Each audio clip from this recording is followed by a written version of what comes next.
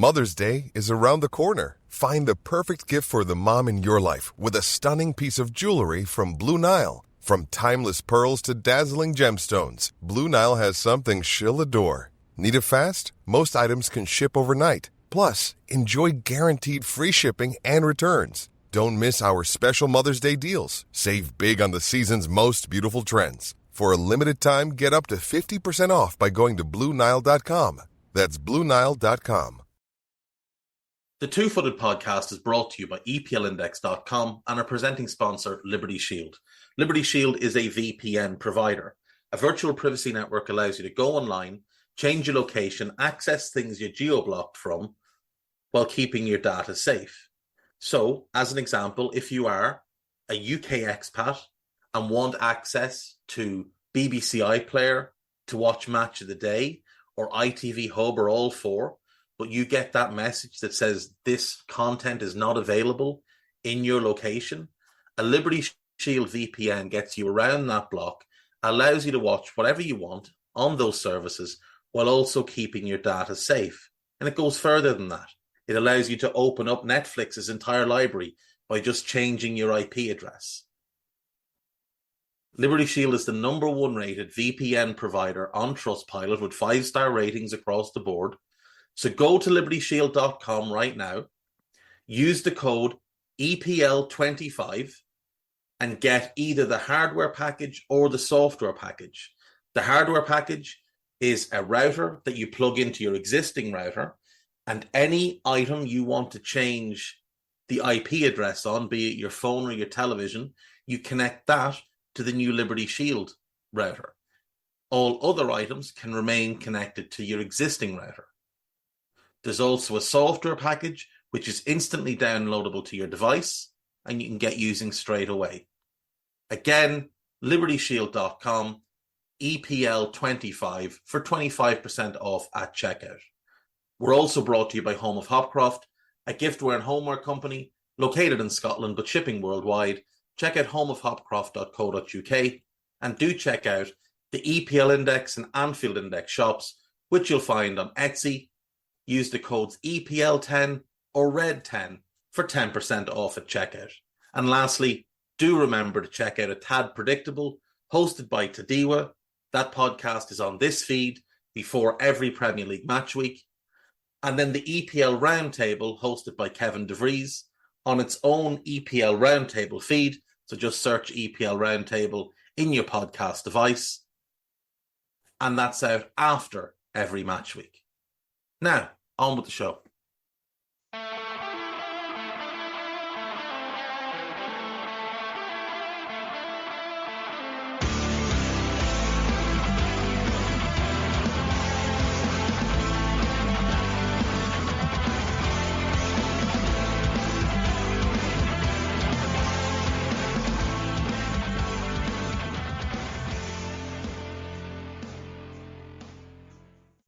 What's good, boys and girls? Two-Footed Podcast. Today is Wednesday. It is the 1st of May. Hope you're all having yourselves a pleasant afternoon. The weather's actually decent today, which is an exceptional change from yesterday when it was absolutely rancid. But hopefully May brings with it sunshine, lollipops and rainbows or whatever else was in that song. We had Champions League action last night. Bayern Munich 2, Real Madrid 2 at the Allianz Arena in Munich.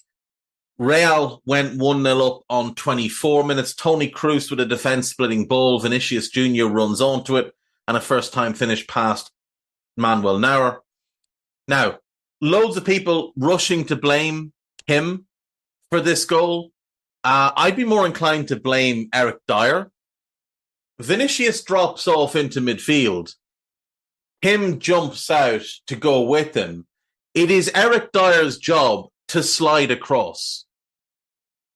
That is the only job Eric Dyer has in that situation. I would ask why there's absolutely no pressure on Toni Kroos in the middle of the park. How it is that he has all that time and space in the middle of the park. I'd be very curious to know the answer to that. But failing the answer to that, I would love to know what goes through Eric Dyer's head. He sees his centre-back partner jump out of the defensive line, which is absolutely Kim's job to do. His job is to slide across. And he doesn't. He just stands there. Utterly useless. Vinicius scores.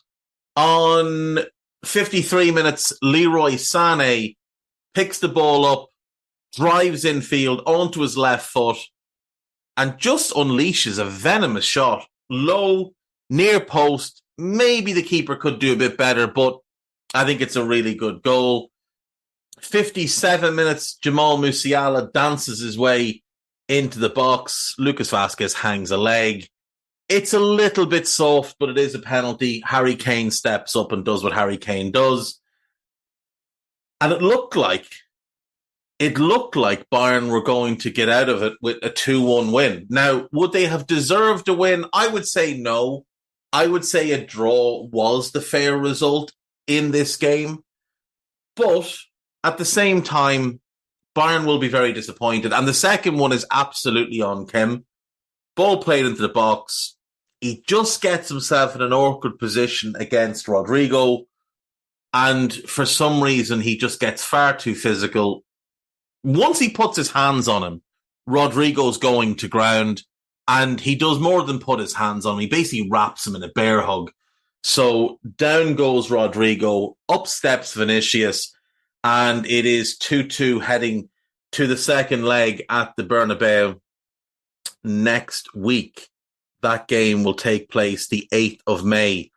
Tonight, we get Borussia Dortmund against PSG. Now, PSG at the weekend wrapped up the French League title. Rather bizarre game against Le Havre, a 3-3, and bearing in mind Le Havre are not good, it's a disappointing result, even though it was utterly irrelevant because they won the title anyway. They did rest Mbappe in that one. They rested a couple of others, the team that lined up. Navas in goal. Hakimi played. Marquinhos played. He came off. Danilo Pereira played, and Lucas Beraldo played left back. Vitinha and Zaire Emery in a double pivot. Asensio is a 10. Barcola, Dembele on the wings, and Kolo Muani up front. Don't know if he'll go 4-2-3-1 in this one. He does tend to mix his formations up a little bit. I don't feel like he's ever really played his best 11 this season. I'm not sure he's had the opportunity to with injuries, and I haven't watched every PSG game. But I'd love to know, has he played Donnarumma, Hakimi and Mendes as wing-backs, Skriniar, Marquinhos, and Lucas Hernandez as a back three, Zaire Emery and whoever in central midfield, and then Mbappe, Dembele, and whichever other forward you want. I don't know if he's done that this season. Maybe he has, but if it was me, that's what I'd be rolling with most weeks. And even then, I don't even know right now if Ousmane Dembele will be getting in the team. As for Borussia Dortmund, they don't come into this game off an ideal result. They got walloped 4-1 by RB Leipzig at the weekend. Now, again, they rested quite a few players, but Ryerson and Wolf played as the fullbacks. You'd expect one of them starts right back. In this one, Hummels played, Schlotterberg played, Adeyemi played, Sancho played, Fulkrug played, Brand played. Now, Oskan and Nemicha came in for Chan and Sabitzer. I don't know why Oskan doesn't start more often. I think he's a very good player. But they got absolutely rinsed. Absolutely rinsed. They went 1-0 up. Leipzig equalised straight away, then scored just before half-time, then scored immediately after half-time, and then really and truly could have had 6 or 7.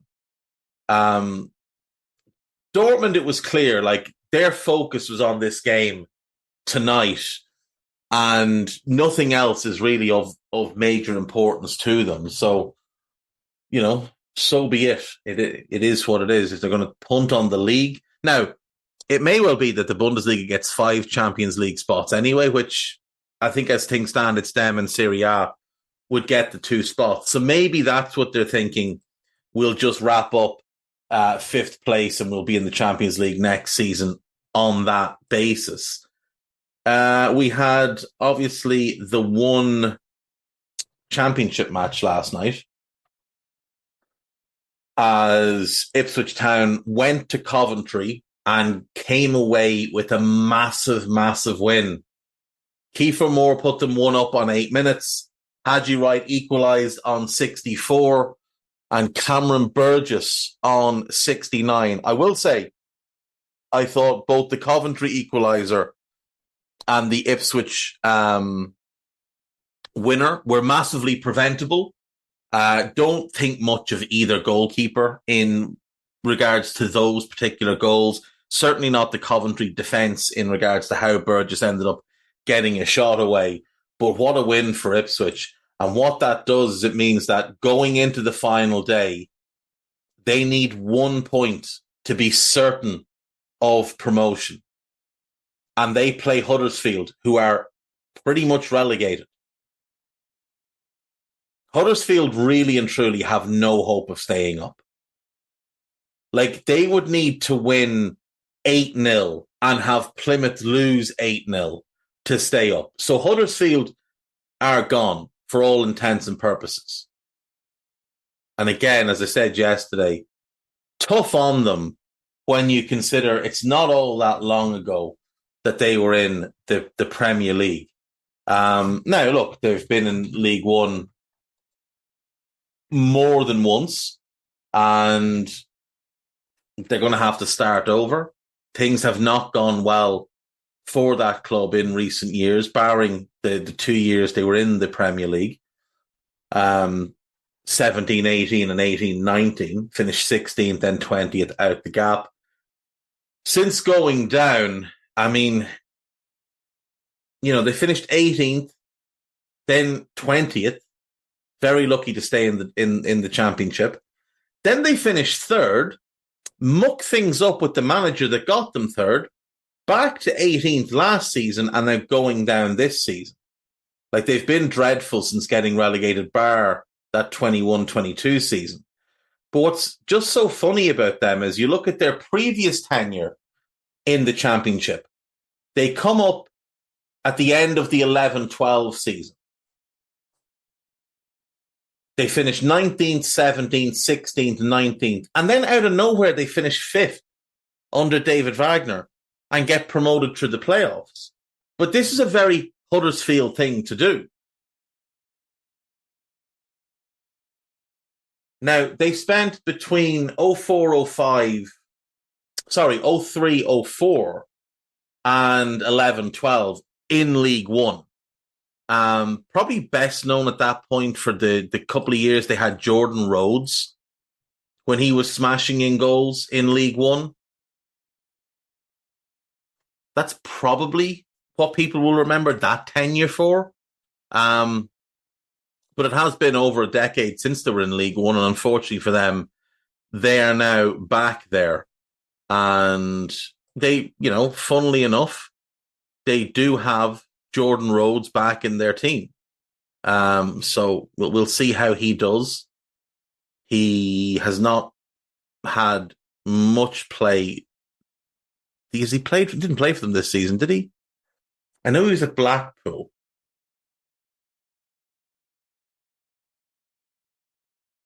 Yeah, he was at Blackpool all year, but was he not sent back at one point? I don't know. Either way, he'll be with them next year unless they move him on. And they will be in League One. And in all likelihood, Ipswich will be in the Premier League. Ipswich have now scored the most goals in the division.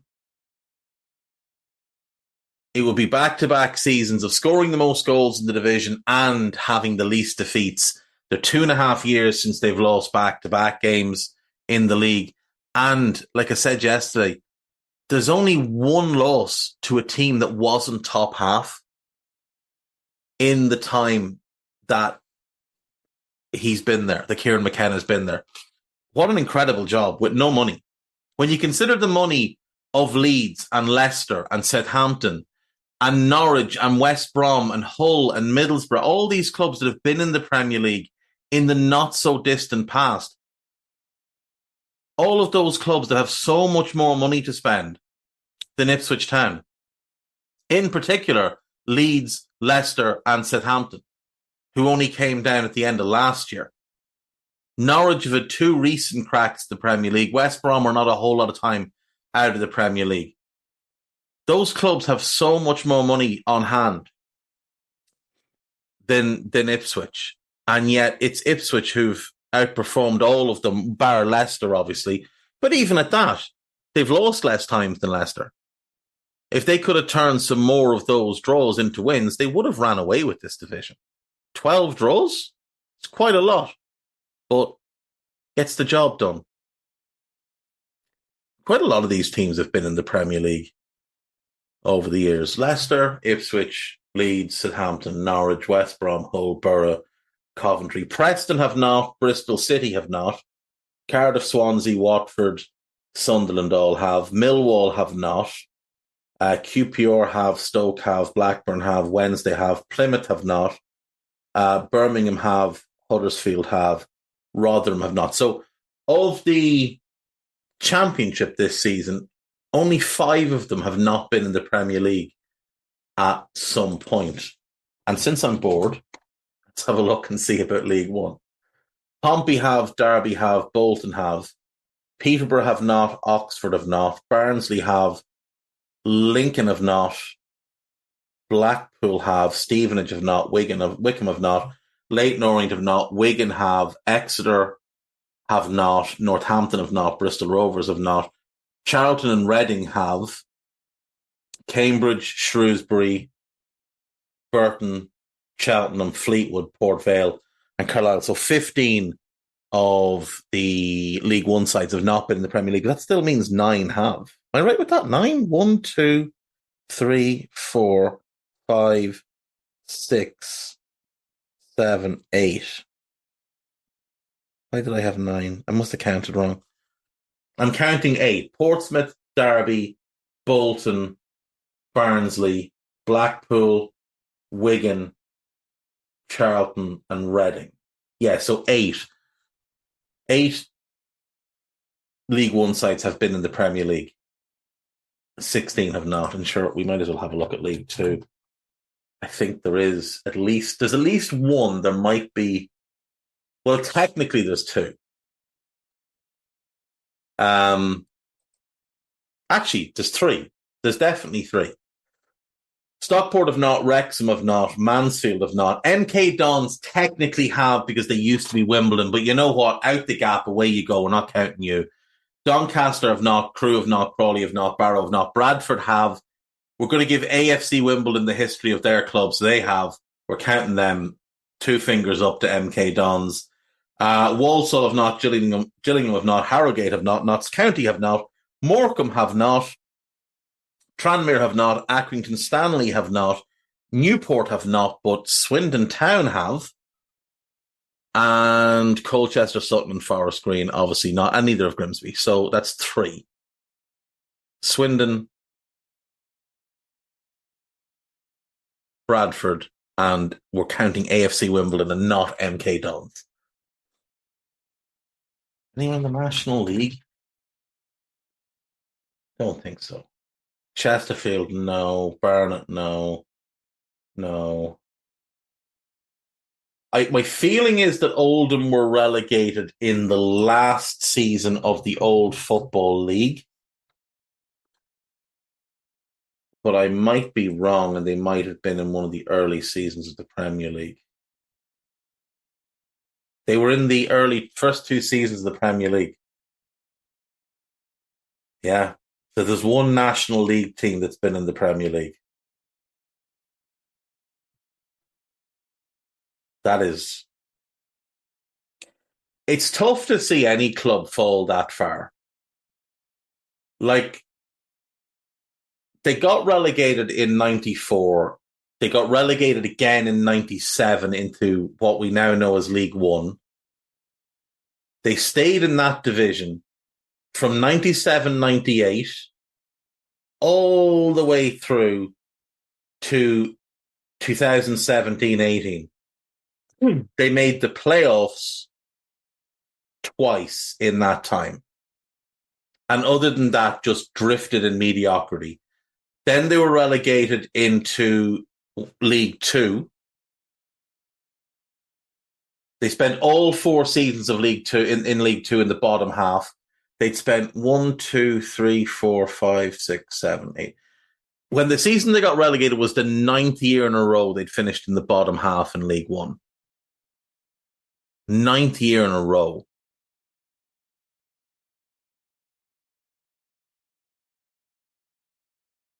And the 15th year overall they'd finished in the bottom half in their tenure there. They drop into League Two, 14th, 19th, 18th, and then 23rd, and they are relegated into the National League. And again, it's not like they've dropped down and been one of the stronger teams. 12th last year, 10th this year. Like, what a miserable time Oldham fans have had.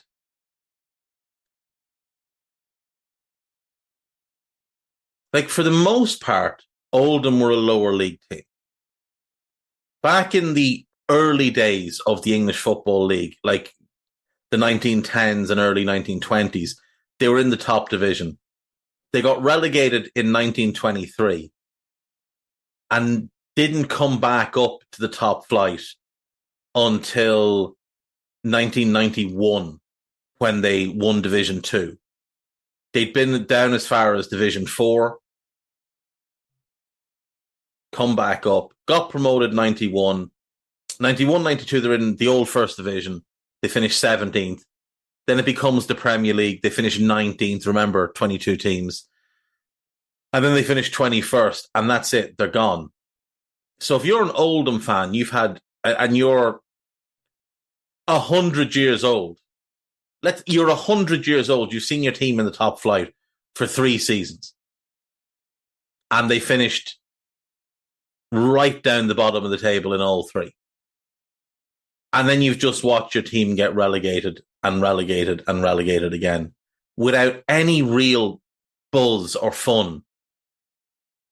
From when they got relegated from the Premier League is 30 years this year.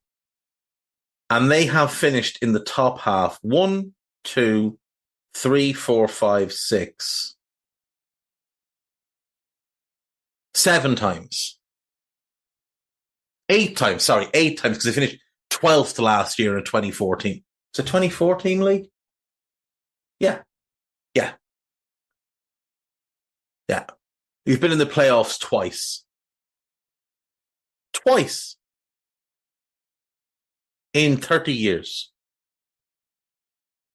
And other than that, it's been abject mediocrity. It's a shame. Because Oldham have good history. It's a cool old ground, Boundary Park. It needs a bit of love and affection, but it's a cool old ground. I've always had a soft spot for it. I've been to it a couple of times, and does still need, like I say, it needs a bit of love and affection, but I just feel like these clubs just fall into the wrong hands over and over again. And we're seeing it at the moment with Everton. And I went over their lack of fun last week, but it's tough to watch with clubs. I don't know how I got onto this. Oh, Ipswich. Yeah. Right, I'll be back after the break.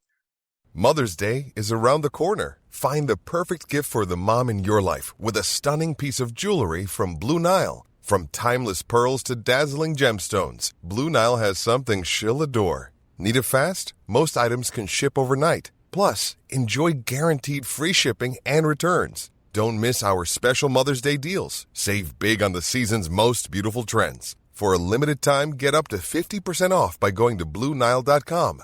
That's BlueNile.com. Welcome back. So, what we're going to do today for a bit of nostalgia is we're going to go pre-Premier League and look back on the 91-92 Football League First Division, which Leeds United won. This was the last season before the Premier League was launched.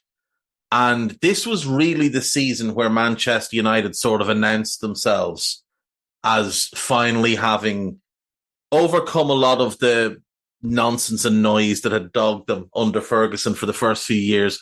Much of it just to do with former players or, senior players that he was trying to move on from the club.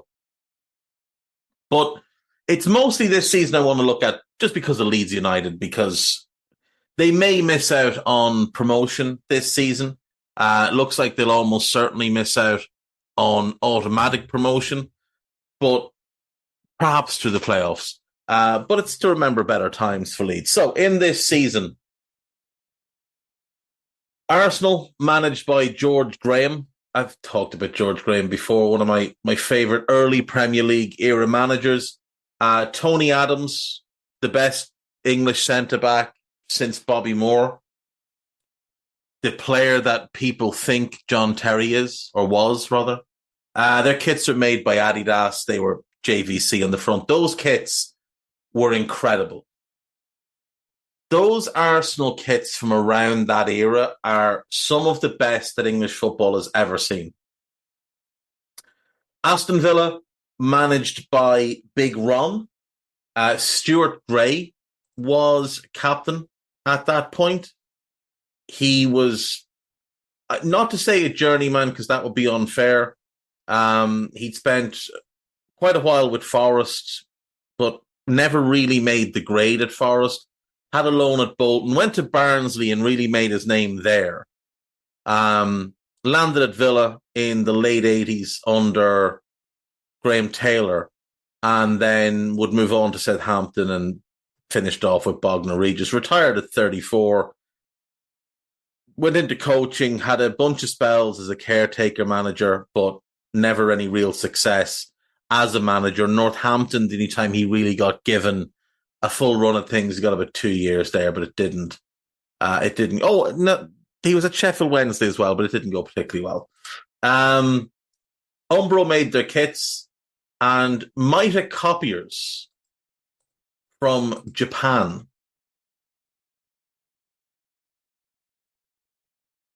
red logo with white lettering was the Mita logo back in the day. That kit is probably one of the better known Aston Villa kits from around then.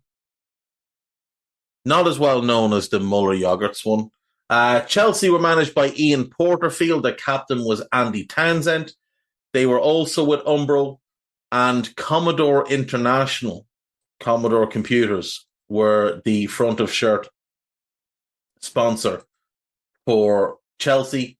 Coventry City were managed by Terry Butcher, who was probably still... He would still have been an active player. I'm almost certain that he played at the 1990 World Cup, went to Coventry from Rangers as a player manager. He'd spent 10 years with Ipswich. He'd spent some years with Rangers up under Souness, winning a whole bunch of stuff. Then he went to Coventry as player manager, and I think subsequently would have other player manager roles, to little success, it must be said. Their captain was Brian Burrows, who's just, a solid Premier League player. He knocked around for a long time. He's, a Coventry legend. He was there, played over 450 games, I think, in all competitions for them, but was there a long time. Decent player. Asics made their kits and Peugeot sponsored them, and Peugeot for a long time were Coventry's front of shirt sponsor. Steve Coppell, in one of his many spells as manager of Crystal Palace. Jeff Thomas, a very, very underrated player of the time. Bukta made their kits. I don't remember them at all. They were an English, or they are an English sports brand. I don't know them at all. Tulip Computers, a Dutch computer manufacturer that manufactured PC clones, were their front of shirt. Don't remember that at all. For the Ev, it was Howard Kendall, Kevin Radcliffe, very good player, Umbro, and NEC, obviously NEC Technologies. major company at the time. I don't know how big and bustly they are now, but back then they were a major player. Leeds United were managed by Howard Wilkinson. Their captain was the brilliant Gordon Strachan, who had been one of those players that when Ferguson took over at United, he identified as wanting to move on, even though Strachan had been vital to Ferguson at Aberdeen. They hadn't had the best of relationships, and it took Ferguson a few years, but eventually he got him out the door, where he'd go to Leeds and become a legend. Leeds kits were made by Umbro, and their kit was sponsored by the Yorkshire Evening Post. Liverpool were managed by Graham Souness, who did not enjoy a particularly strong spell at the club. Mark Wright was the captain. The retirement of Hansen brought about a change of captain. Most people expected it to go to Rush or Barnes. It went to Wright. It was a little bit of an odd one. Adidas made the kits, and Candy were front of shirts. And again, they're quite iconic Liverpool kits. Adidas were just way ahead of the game at the time. But you note, or you will note by the end, Adidas are only making kits for 3 teams. Luton Town were in the top flight. This was the last time they were in the top flight before this time. Jimmy Ryan was manager, a former Scottish winger. He'd played for United and played for Luton, played in America. Trevor Peake was the captain. He had been part of Coventry's FA Cup winning team in 87. Umbro made the kit. And Universal Salvage Auctions. It probably sounds as big as it is. I wouldn't imagine there was a whole lot of money coming through from that deal. Manchester City, Peter Reid was manager. Steve Redmond was captain. I best remember him, I suppose, from playing for Oldham, where he went after City. He played for City throughout much of the 80s, then went to Oldham and would have played there for a few years in the 90s, probably 5 or 6 years in the 90s. Solid player, to be fair to him. Umbro made the kits, and Brother were the front of shirt sponsors, another Japanese electronics company. And Brother were, that's probably the most well-remembered City front of shirt sponsor until they started cheating with Etihad or whoever. Brother was a long-time sponsor. Manchester United, managed obviously by Alex Ferguson. Their captain was Brian Robson. Adidas made the kits, so that's Arsenal, Liverpool, and United. And again, it's the sharp front of shirt. And that, again, is an iconic Manchester United kit and series of kits. Back then, of course, we didn't get new kits every year. We didn't get 3 new kits every year. You might have the same home kit for 2-3 years sometimes. They'd often do it where they'd change the home kit one year and the away kit the next year. There was rarely a third kit at times. A lot of clubs never had a third kit. The bigger clubs would have, but it was merely a commercial thing. But sometimes you might get 3 years. Like first team, home kit would change one year, away kit the next, then the third kit. And then it just went to being every 2 years. And obviously now it's every single season the kits get changed, and it's really just to rip parents off. Norwich. Ian Butterworth was the captain. David Stringer was the manager. He was sacked mid-season. We'll come to him. He'd been at Coventry for years as a player. Back in the 60s and 70s, was a legend at the club, played for Cambridge then afterwards, and managed them for 4 or 5 years, but never quite was able to have much success, and was sacked midway through this season. One of 4 sackings that we'll get to. Onwards. Nottingham Forest, Brian Clough. Stuart Pearce is captain. Doesn't get much better than that. Umbro made the kit. Now, what was very strange about Forest at the time is that they had two different shirt sponsors. So Shipstones was on the home kit. They were a local brewery. And Labatt's was on the away kit. Now, Shipstones, I believe, their brewery closed down that year. And Labatt's from the following year, I think took over both. My assumption is Labatt's brought them out, and that's how the whole thing went about. Likewise, Nottingham Forest, Notts County had two sponsors. They were sponsored on the home shirt by Home Bitter, which again, local brewery, and McEwen's Lager sponsored the away kits. Their kits were made by a company called Match Winner, who I really don't remember. They were managed by Neil Warnock. This is the last time Notts County were in the top flight. And they were managed by Neil Warnock and Craig Short, who I suppose most people would remember him from Everton. I'd more strongly associate him with Derby.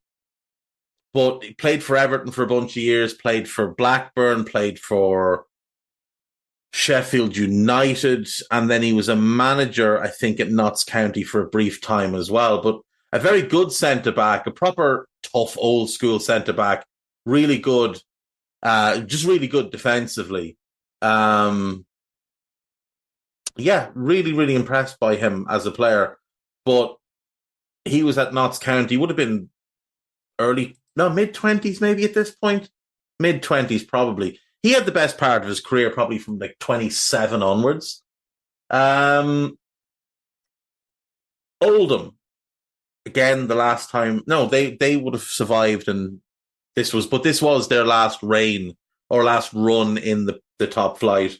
Joe Royle was manager. He'd leave to go to Everton. Mike Milligan was the captain.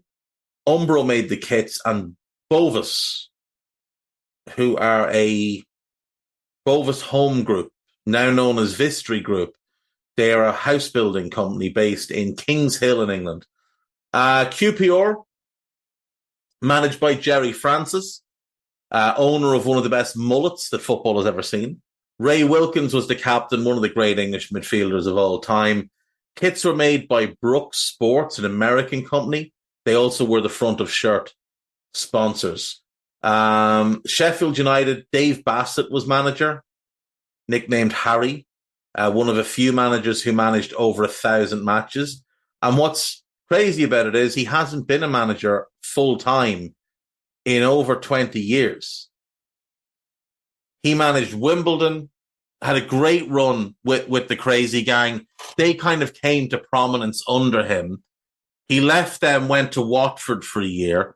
Then he went to Sheffield United, stayed there for 6 or 7 years, had a year at Crystal Palace, a couple of years at Nottingham Forest, a year at Barnsley, then a year out, then a year with Leicester. And since then, he's had 2 runs as a caretaker, but it's just so strange. Like, he went into management at 37. He played for Wimbledon. He'd had a non-league playing career. Played for Wickham when they were non-league. Played for the Watford Amateurs, Hendon, St Albans, like Hayes, Walton and Hersham, Wimbledon as a non-league team. Played for England Amateurs. Went into management at 37 and worked non-stop basically for 20 years, 20 out of 21 years. And then that was it. Just hasn't had a job since. And it's really strange to me. There's a bunch of managers like this over the years, and I've never fully understood it. Because Dave Bassett was a decent manager. Like, he wasn't great, but he was decent. I never quite understood why, when he got let go by Leicester, and the Leicester thing was a disaster. He should never have gone there. It was a disaster. But, like, he'd done pretty well in most of his jobs to that point. And yes, he'd been sacked a couple of times and whatever. That happens to all managers. But it just always struck me as odd. Like, he won Division 4, Division 4, got promoted from Division 3 and promoted from Division 2. He brought Wimbledon from the bottom of the football league into the top flight. He got Sheffield United promoted from what we now know as League One into what we would now call the Premier League. So, and he did it in back-to-back years as well. Like, he did what Kieran McKenna has done. What he did at Wimbledon was even more impressive. Wimbledon, they got promoted in 81. They got relegated straight away. They won the 4th division, what we now call League Two, the next year. Then the following year, they won the 3rd division, or what we would now call League One. They settled for a year in what we would now call the Championship, and then got promoted out of it the following year.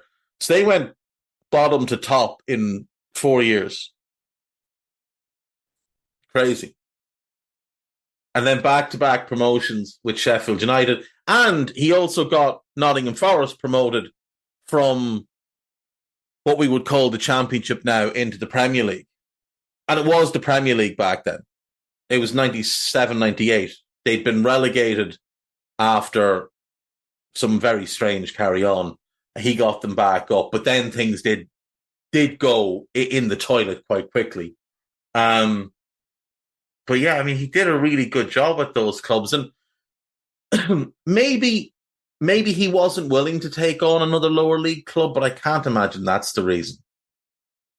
I just don't know why he didn't get more opportunities. And he's worked as an assistant and can be a consultant and stuff, but he should have been a manager for, not now because he's well into his life. He must be nearly 80.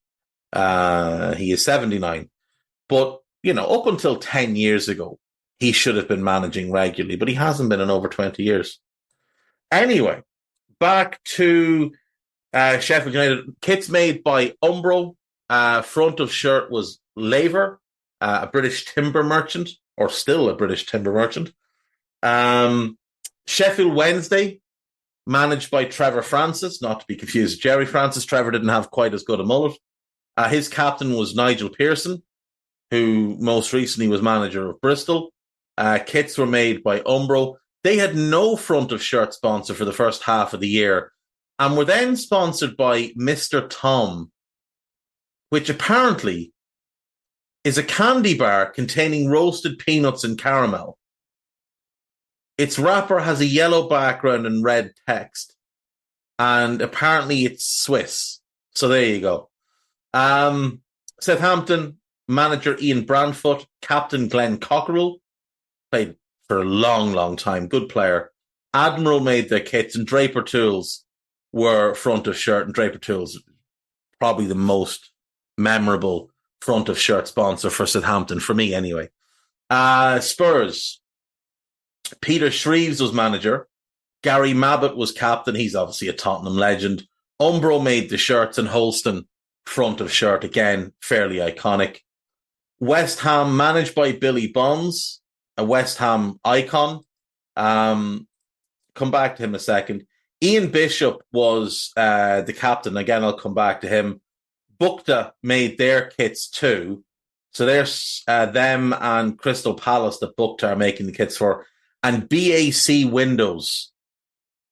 Like, it's just funny to think now we've got these mega rich companies as front of shirt. It's, tens of million a year to cover the front of shirt sponsorship. And back then, I mean, BAC Windows, I don't know anything about them. They have no Wikipedia page or anything like that. Same with Universal Salvage auctions. It's just they can't have been paying big amounts. And of course, we did have a team with no front of shirt sponsor in Wimbledon. Joe Kinnear as manager, John Scales as captain, Admiral, making their front of kit, or making the kit, and then no front of shirt. Joe Kinnear, tremendous manager, a sad loss when he passed away. And John Scales, who I was a big fan of when he was playing, especially when he was at Liverpool.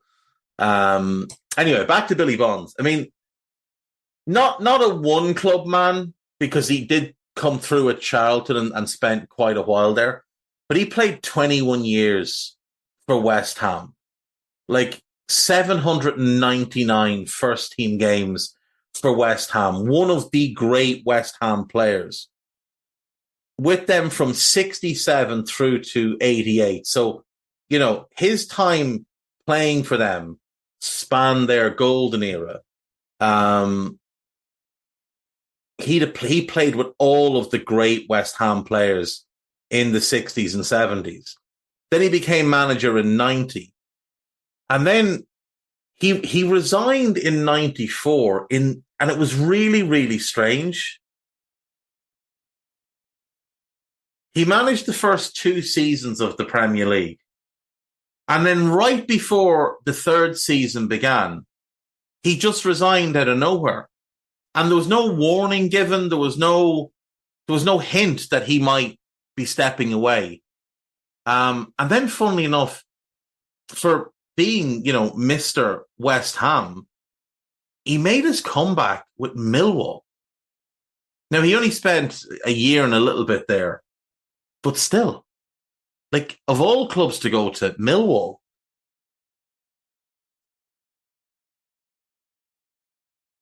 Tremendous player, average manager, but tremendous player. Ian Bishop was just one of those midfielders that I really liked. Born in Liverpool, came through the Everton Academy, went to Crewe, didn't quite make the grade there.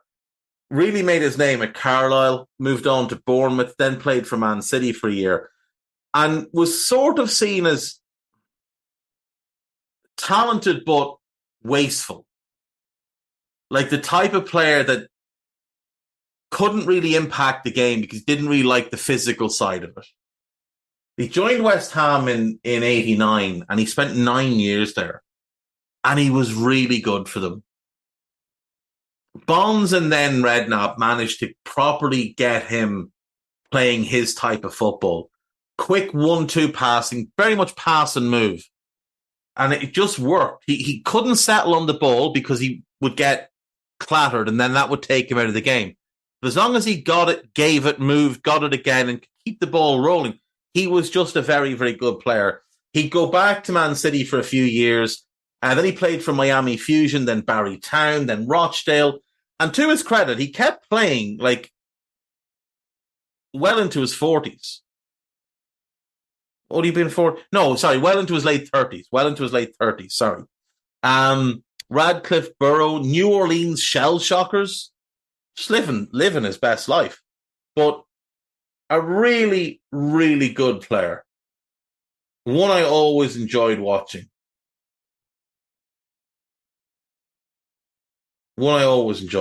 Anyway, during the summer months, to get to the managers that we had, Aston Villa had sacked Josef Venglos, who a very, very highly regarded manager who had done a great job with the Czech national team, but just couldn't get things done in England, couldn't adapt to life in England, and was rightly sacked. Replaced by Ron Atkinson. QPR had sacked Don Howe to bring in Jerry Francis. Spurs had Terry Venables had moved upstairs to become the general manager, and Peter Shreves became the Spurs manager. Sheffield Wednesday had Ron Atkinson. He'd gone to Villa, so they'd appointed Trevor Francis. David Pleat had taken over at Luton from Jim Ryan, who'd been sacked. And then in season, Wimbledon, who I think started out with Ray Harford, who would best become known as the assistant manager to Kenny Dalglish at Blackburn, and then Blackburn manager subsequently. He was sacked. Peter White, I think, took over, and then Joe Kinnear took over. So Joe Kinnear didn't actually start the season, but he did manage, I think, half the year. Coventry would sack Terry Butcher halfway through this season, and Don Howe would take over. Pretty quick bounce back for him, having been sacked by QPR. And then finally, late in the season, Norwich sacked Dave Stringer and appointed David Williams, who best known in his playing career, I suppose, for Bristol Rovers, but had played for Norwich as well.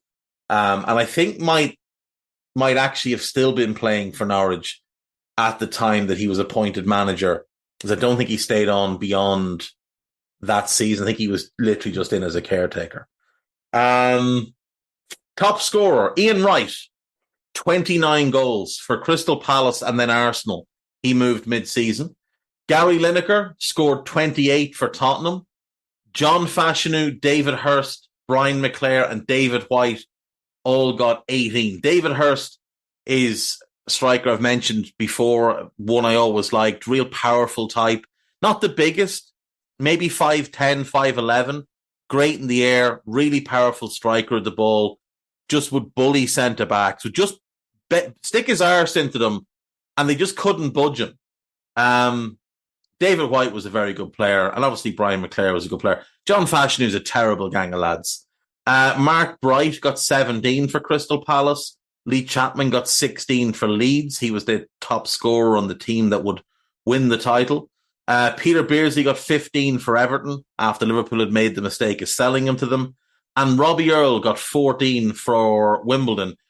And the notable thing with that is he was a midfielder. I mean, David White was a winger more than anything else. The rest of these here would have all been strikers. Beardsley was a second striker. But White would have probably more normally played wide right, sometimes to the middle, but mostly wide right. But Robbie Earle was a midfielder. We had a lot of hat-tricks this season. So Carlton Palmer, who's widely ridiculed, but was a better player than people let on, but just not, he should never have been playing for England. He wasn't that level.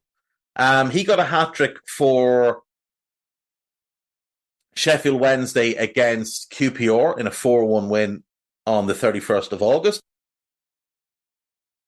Then Peter Beardsley got a hat-trick for Everton against Coventry in a 3-0 win on the 21st of September. On that same day, Gary Lineker got 4 for Spurs against Wimbledon in a 5-3 win.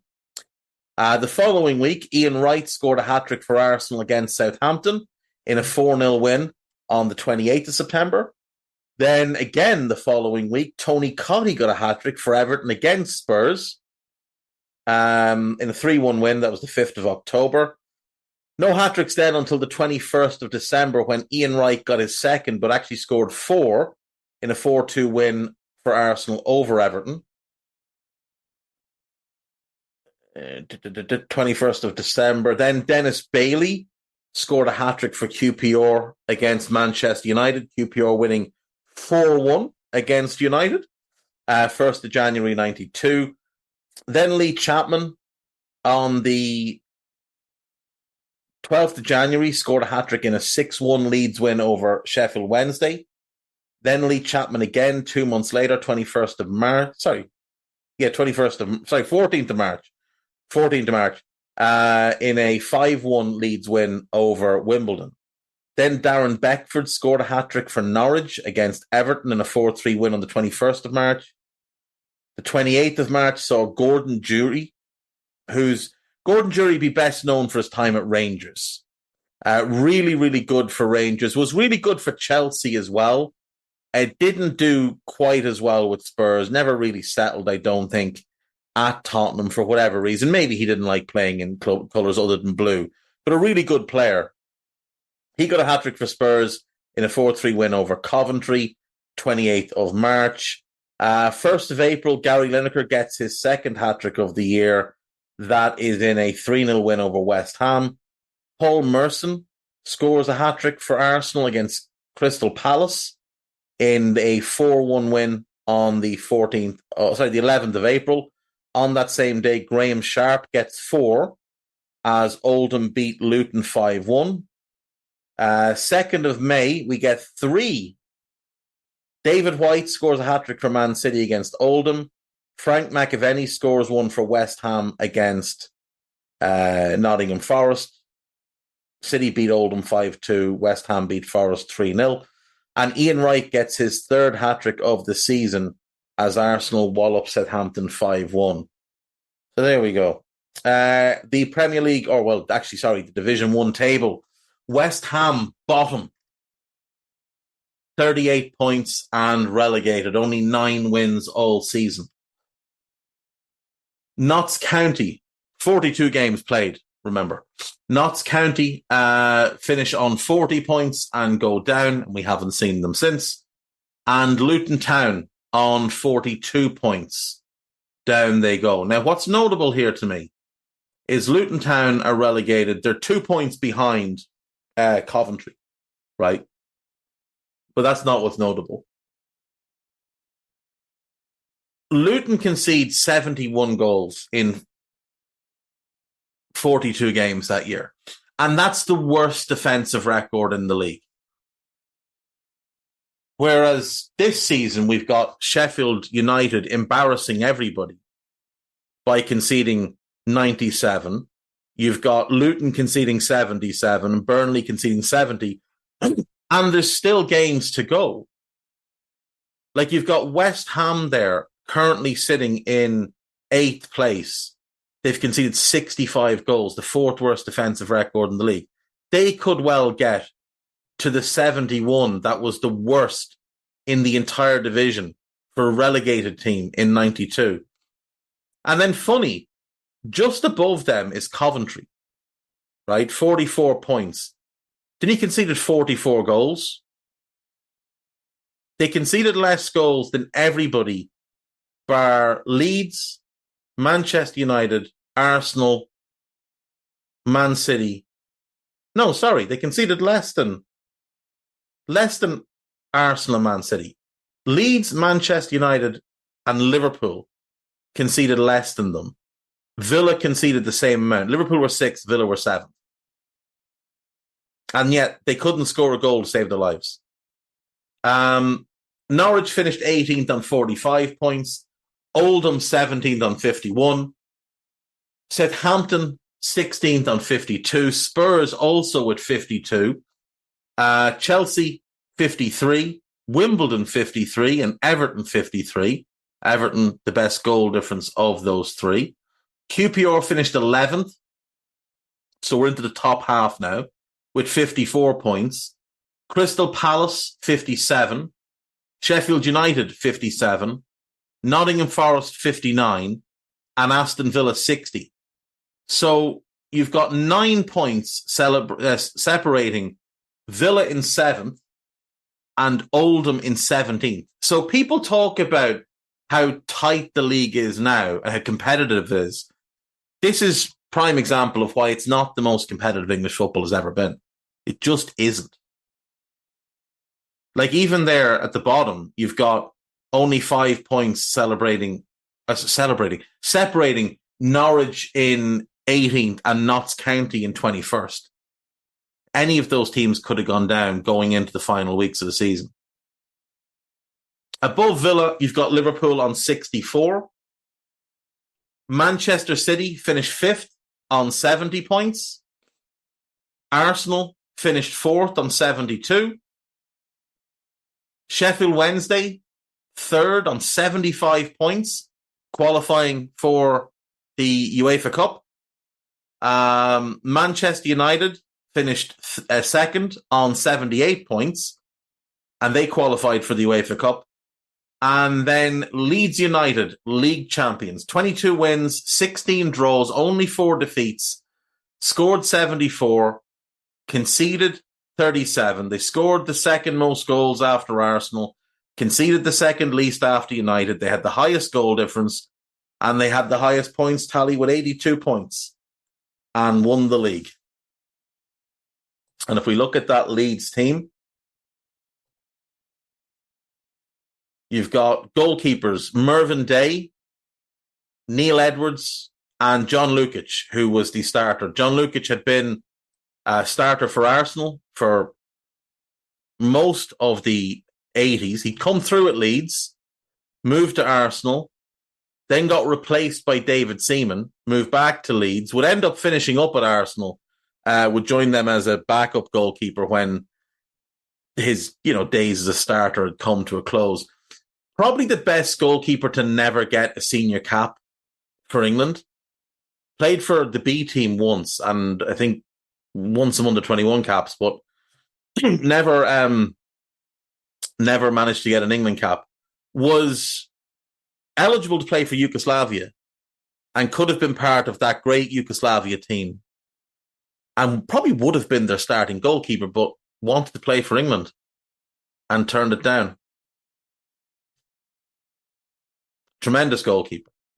732 senior appearances for Leeds and Arsenal. Very, very good.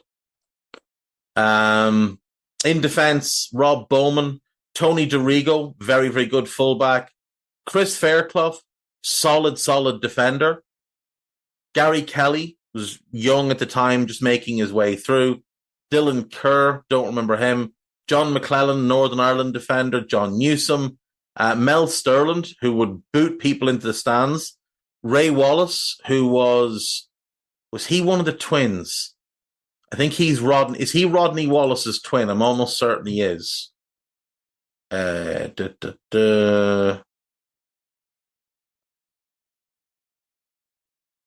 Yes, he is Rodney Wallace's twin, and their older brother is Danny.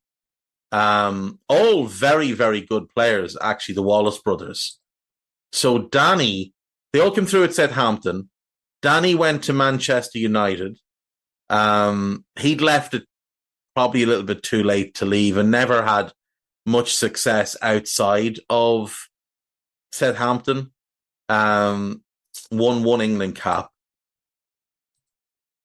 Rodney and Ray were younger and they left earlier. They were 22 when they left. Both went to Leeds. And Rodney had great success at Leeds. Ray did not. The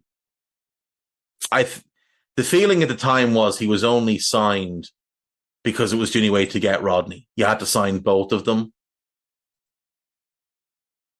But he was solid. He was solid enough. David Wetherill was a very, very good centre-back. Mike Whitlow and Chris White, who was a very commanding centre-back, who'd played for Arsenal in the early days of his career. He was a London boy, had gone abroad, played indoor football for a couple of years, didn't think he was going to make it as a pro, came back to England with West Brom in his late 20s, and then had this really good run with Leeds in the early 90s. In terms of midfielders, you had David Batty, Simon Grayson, who would go on and have a very good career. Steve Hodge was sort of a very reliable squad player for Leeds, I suppose, at this point. He'd had his heyday with Nottingham Forest and he'd won some England caps and that. But by the time he got to Leeds, he was very much on the decline. Chris Kamara, who everybody knows now off, Sky Sports. Another very talented midfielder, but another one who was very much on the decline by the time he got to Leeds. I'm not even sure he got a league title winners medal. He might have left midway through that season. I have a feeling he left midway through that season. I don't think he was part of the squad that won the title. Gary McAllister was probably the best player at the club. Scott Sellers was there, another, bustly midfielder. Glenn Snowden, I don't remember. Gary Speed was magnificent. Gordon Strachan was great. That midfield was the real star of the show. McAllister on the right. Strachan on the right. McAllister and Batty in the middle and Speed on the left. That was a really, really strong midfield. And then up front, you would have had Lee Chapman and Rod Wallace. Now, there's a myth that Cantona was like this big part of that title-winning season. But Cantona, he arrived in the January and he didn't play regularly between then and the end of the season. He played 15 times, only scored 3 goals. And most of those 15 games are coming off the bench. The starting pair was Chapman and Wallace. Noel Whelan was also there. Andy Williams, Tony Agana, Bobby Davison, Carl Schutt, don't remember him. Imre Varadi, don't remember him. But that was a really strong Leeds team. They were just good from back to front. Weatherall and White at centre-back was really, really strong. Tony DeRigo at left-back. Was Kelly starting regularly? I don't remember. No, he wasn't. He played 2 games. So who was starting regularly at right-back is the question that I need to answer for myself. Was it Mel Sterland? It probably was Mel Sterland. That sounds right.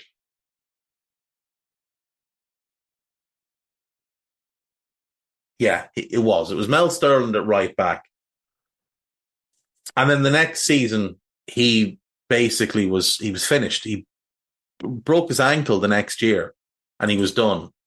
So Sterland at right back, White and Weatherall at centre back, memory tells me, Tony DeRigo at left back, John Lukic in goal, that midfield, and then Wallace and Chapman up front would have been the front two. They lost 4 times all season. They beat Nottingham Forest 1-0.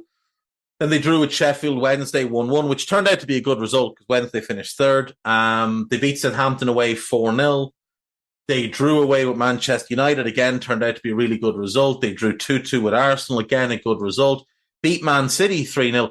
That's actually, as it would turn out, that's a really tough start to the season because United finished second, Sheffield Wednesday finished third, Arsenal fourth, and City fifth. And they play all of them in the first 6 games of the season, along with Southampton and Nottingham Forest. Now, neither of them were bad either.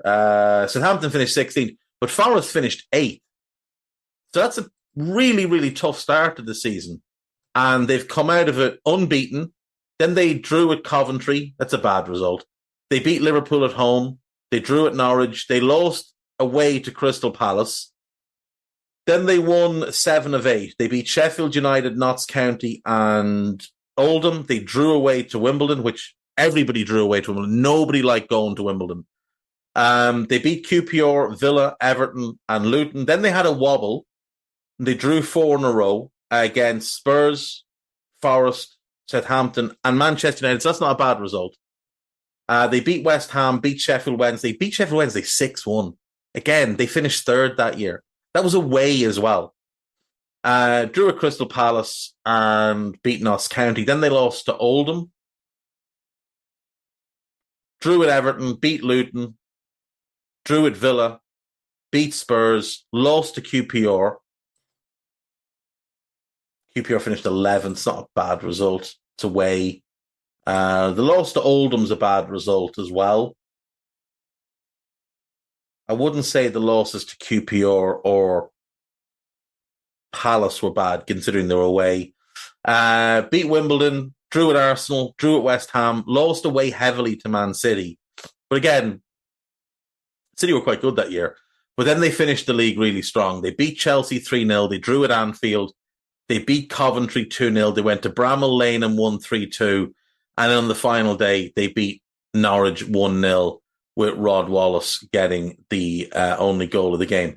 Cantona scored against Luton, Wimbledon, and Chelsea. But what people remember him for is the hat-trick he got in the Charity Shield the following year.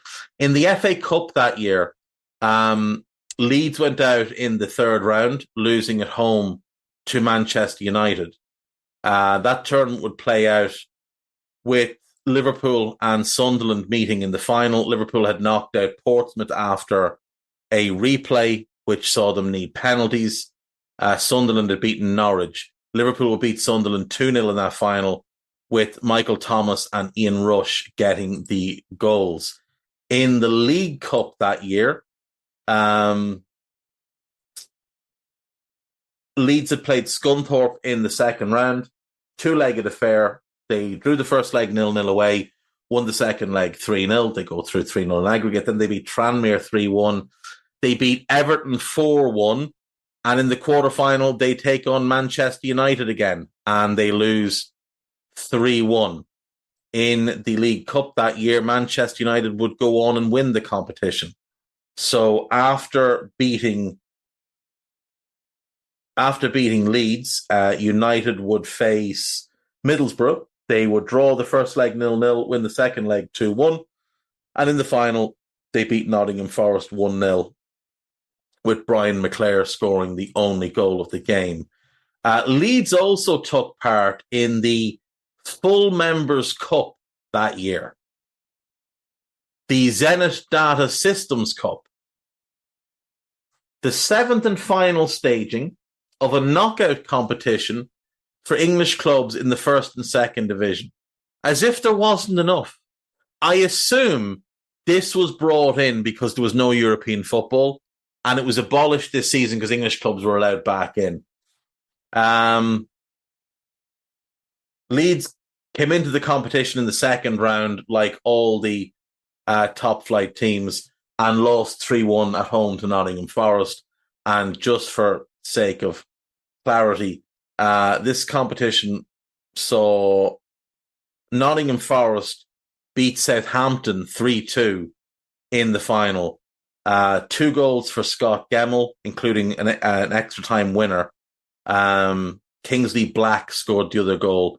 Matt Letitia and Kevin Moore had scored for Saints after they'd gone 2-0 down. It's actually quite a fun competition when you look at it, because they did it with North and South. Liverpool, Arsenal, Manchester United, Tottenham and Sunderland had all opted out of the competition. So you didn't have to play.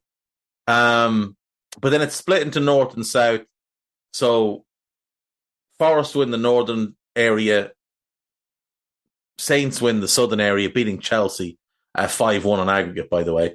And then Forest win out.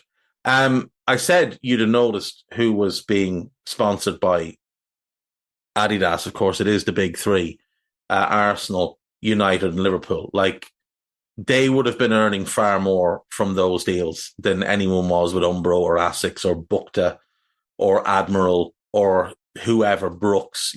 Nobody was earning the same type of money. This was really the start of the commercialization, and obviously it would go to greater extents the following year. In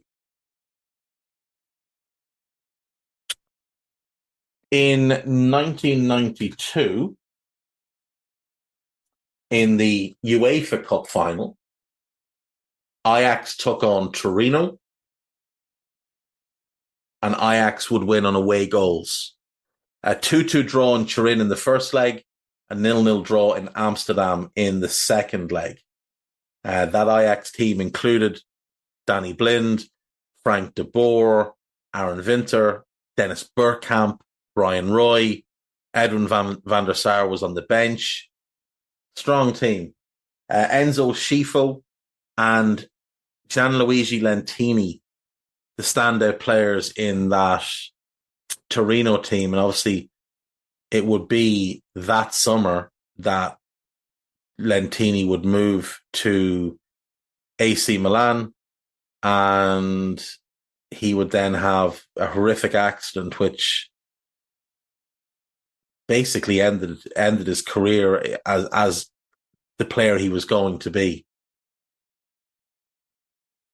Absolutely incredible talent, but he was never the same after that. Missed a whole year, came back, and just wasn't the same player. There was a world record fee, by the way. He joined for a world record fee. And a few months later, he'd had a bad pre-season, and he was going back to Turin to see his missus from Milan, flat out down a motorway, and lost control of the car. 125 miles an hour he was estimated to be doing, and crashed, sent the car into smithereens. He was very, very fortunate to even survive. He was dragged out of it. Yeah. But yeah, so that was that year.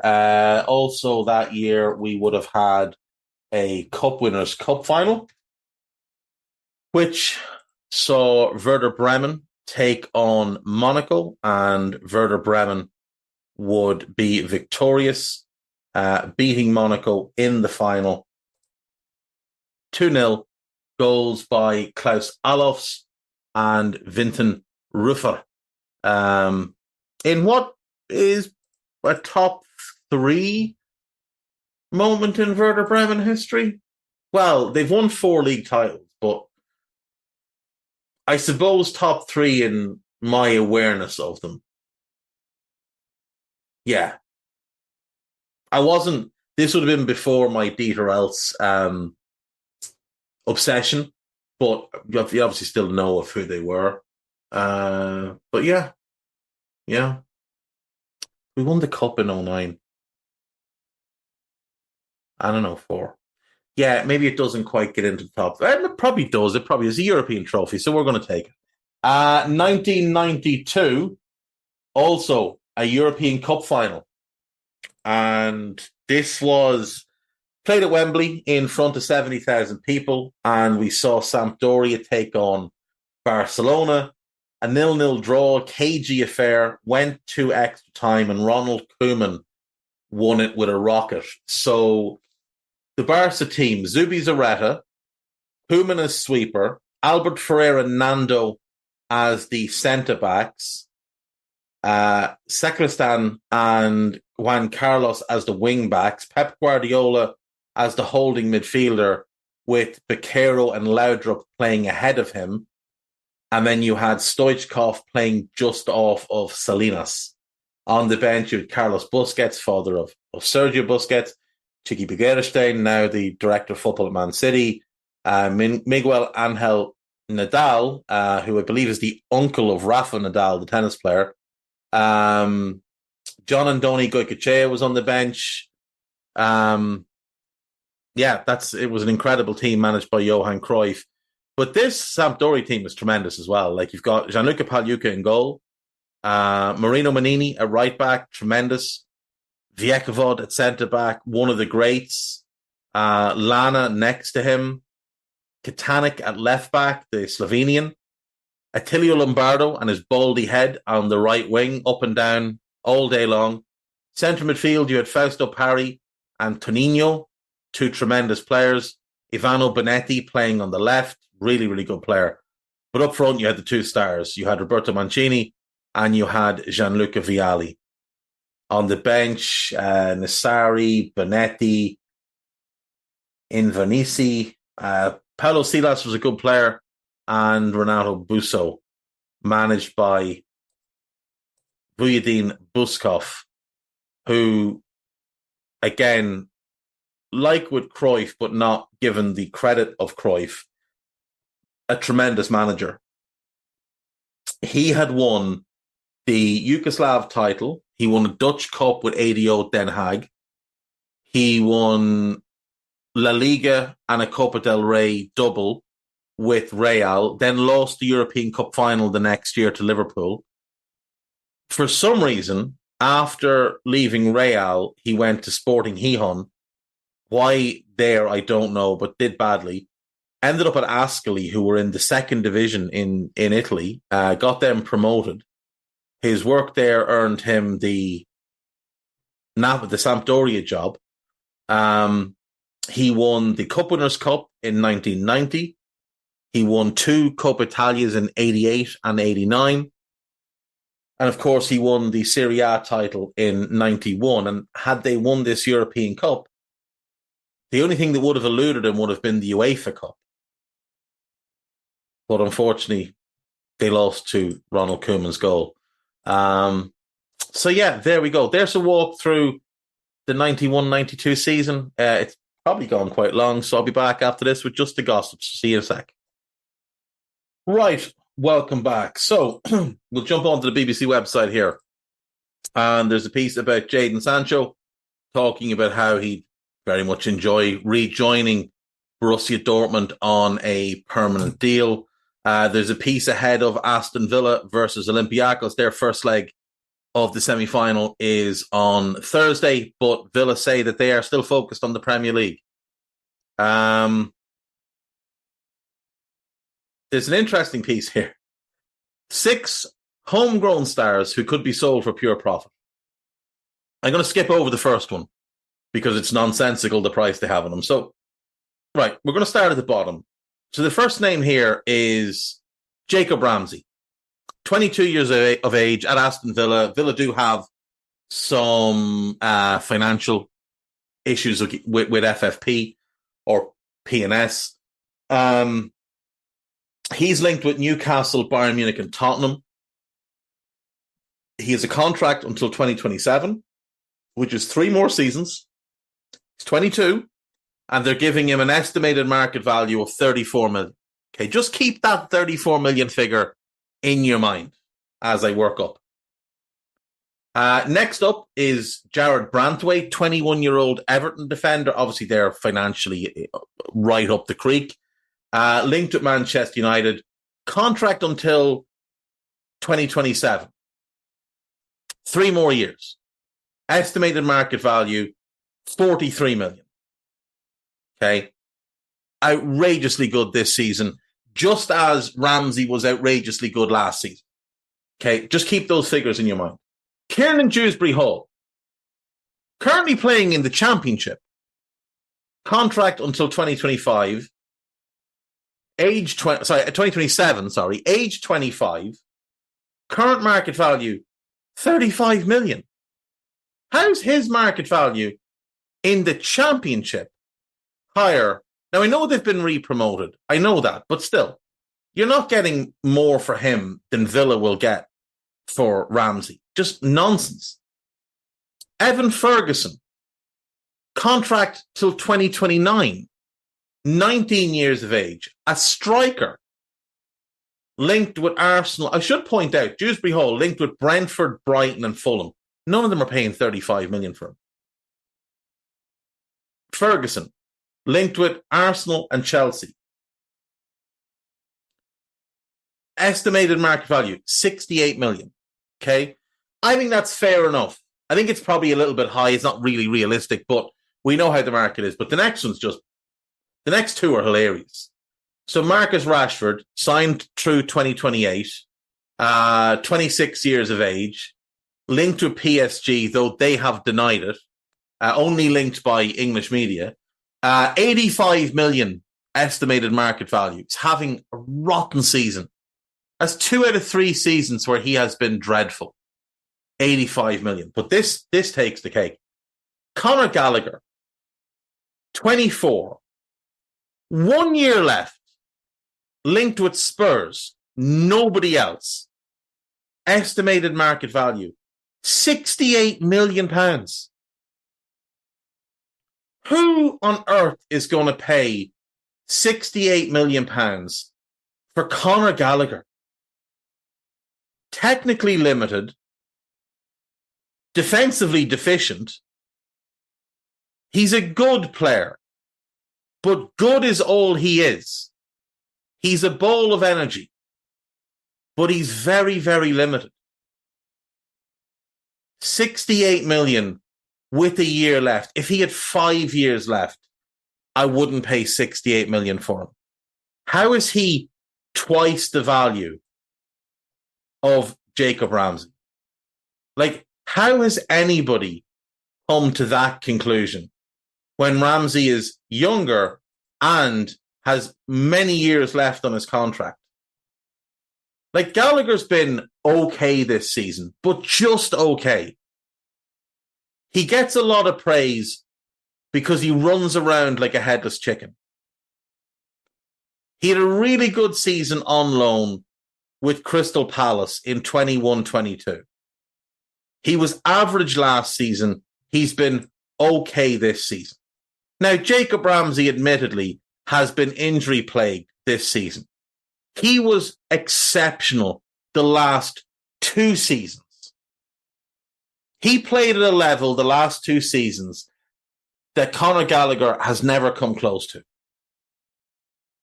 And again, he's younger with multiple years left on his contract. Now, there's probably only 16 months between them. But again, one of them's contracted till 2027 and the other one's contracted for one more year. It is absolute garbage. And whoever put that together should be ashamed of themselves. On to the gossip. Marcus Rashford. Manchester United are not expecting any club to meet their 70 million valuation of Marcus Rashford because he's not worth 70 million. PSG have cooled their interest in Rashford, if they ever had interest. Rashford has told Manchester United he does not want to leave the club and is focused on finding his form. Eric Ten Hag does not know if he will be in charge at Old Trafford next season. What a good way to run your football club. What a really good way to run your football club. The season ends in 2.5 weeks. Well, you've got the FA Cup final, so 3.5 weeks. And your manager doesn't know? Arsenal have offered Jorginho a new contract, and he is expected to sign it. That might hint at Arsenal not having the type of money available that their fans expect for this summer.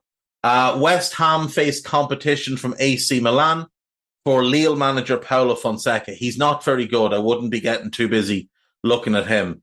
David Moyes attracted interest from Spartak Moscow. Imagine David Moyes in Russia. He'd fit in well, I suppose. Certainly wouldn't look out of place.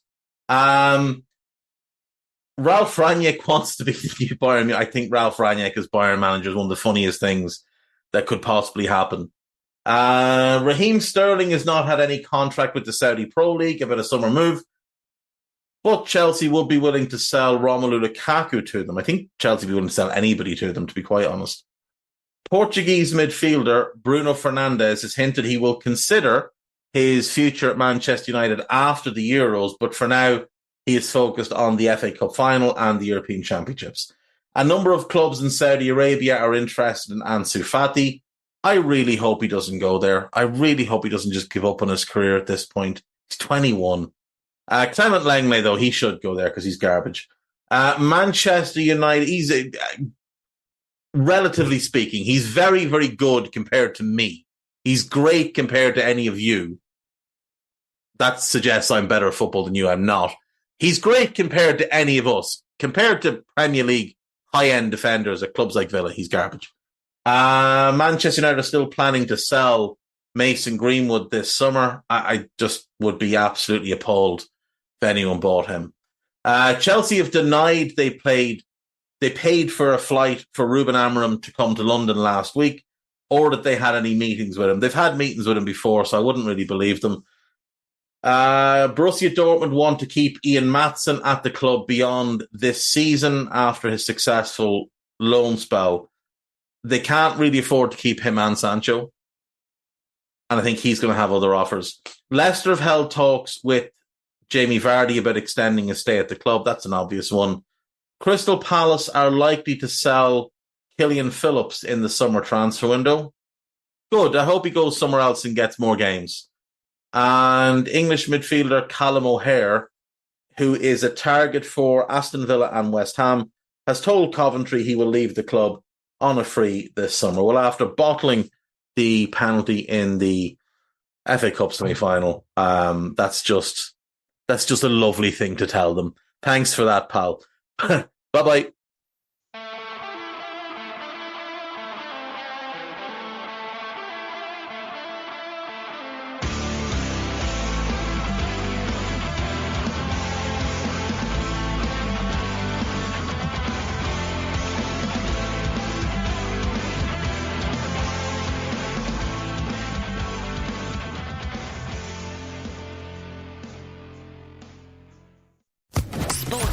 Podcast Network.